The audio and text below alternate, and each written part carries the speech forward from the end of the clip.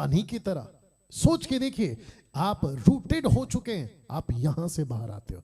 तो जिसके चलते मैंने लिखा था कि आपको समझना होगा कि आप कहां से आते हैं, तो आप यहां से आते हैं।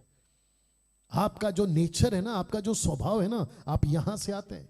10 साल स्कूल में आपका स्वभाव रूटेड हो गया होता है, देख लीजिए, आपका स्वभाव रूटेड हो गया होता है।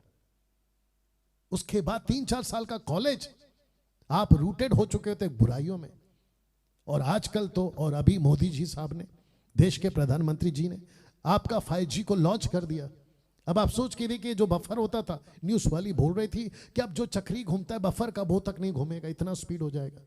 आप सोच के देखिए, लोग पाप में किस कदर गिरते चले जाएंगे और वो गंदगी में रूटेड हो जाएंगे, जड़ पकड़ लेंगे।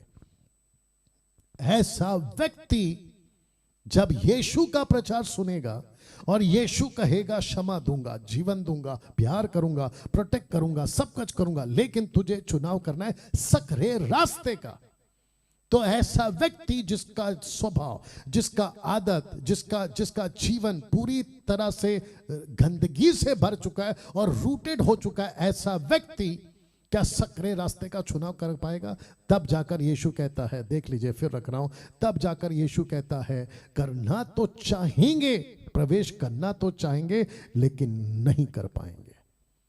तब जाकर इस व्यक्ति ने पूछा, क्या उद्धार पाने वाले थोड़े हैं? इसने ऐसा क्यों पूछा? क्योंकि इसको भी पता था आपका एक तरफा का सिक्का कहता है आप प्यार करते हो, क्षमा करते हो, सब देते हो। आजकल के प्रचारक वही तो कर रहे, मैं रखूंगा, कहते यीशु प्यार करता है, कोई गलत नहीं बोलते।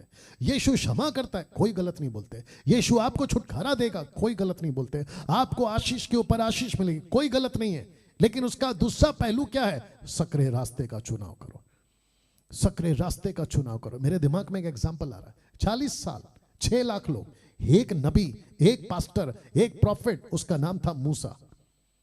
आप सोच नहीं सकते कि पौलुस उसको कैसे लिखता है। पहला कुरिन्थियों 10वां अध्याय वचन 1 से कहता है कि वो 40 साल 6 लाख लोग मूसा के लीडरशिप में, मूसा की अगुवाई में चले तो निकले थे मिस्र से, लाल नदी पार किया, क्या नहीं किया परमेश्वर ने? शत्रुओं से बचाया, मिस्र की सेना से बचाया, वक्त वक्त पर पानी, वक्त वक्त पर खाना। लेकिन आपको पता है, उनके गलत स्वभाव, उनके आदतों के चलते, उनके कुड़कुड़ाने के चलते, उसमें से एक भी प्रतिज्ञा के देश में, प्रॉमिस लैंड में नहीं पहुंच पाया।